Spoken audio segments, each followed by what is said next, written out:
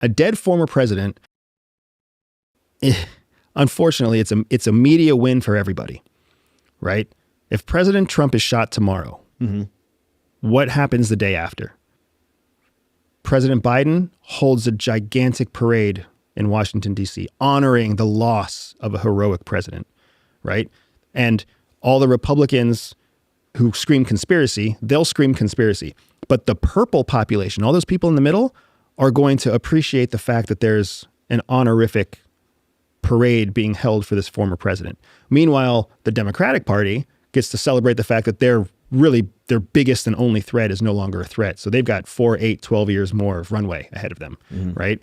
And then that's not counting what happens overseas. Now overseas, you start thinking, oh, well, China's going to jump in and try to feed that conspiracy theory with false news. So is Russia, so is Iran. And then you've got NATO is going to realize, well, now we're safe because the Democrats in America will keep feeding NATO their weapons and their humanitarian aid and everything else. So that changes the face of things. But for the average American, it basically means 12 to 15 more years of the same. Yeah. Right.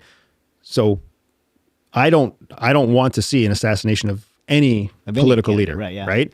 But I can absolutely see why people are suspicious. I can see why why conspiracies are taking flight, because if somebody were to successfully kill former President Trump, we as the American people would be lied to for decades. So he represents so much money. Like when you look at the UN, his cutting and funding of the UN, you look at the Paris Accord, right? Like, I mean, when you look at the World Economic Forum, like, he represents withholding billions and billions of dollars from people. I mean, this makes him enemy. For sure. Well, because what he represents is an alternative to the status quo. Right. Right.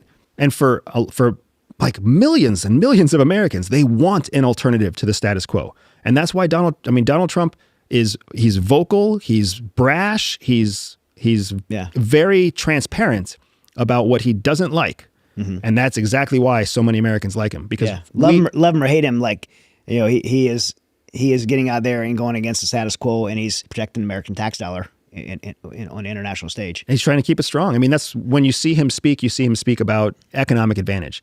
Meanwhile, you don't see Biden speak anymore. And when you see Kamala Harris speak, you don't know what she stands for.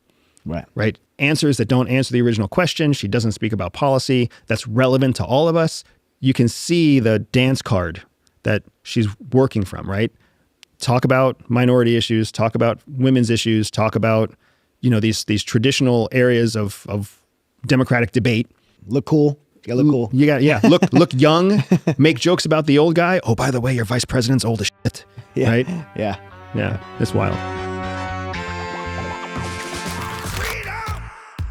So fresh on me. Freedom!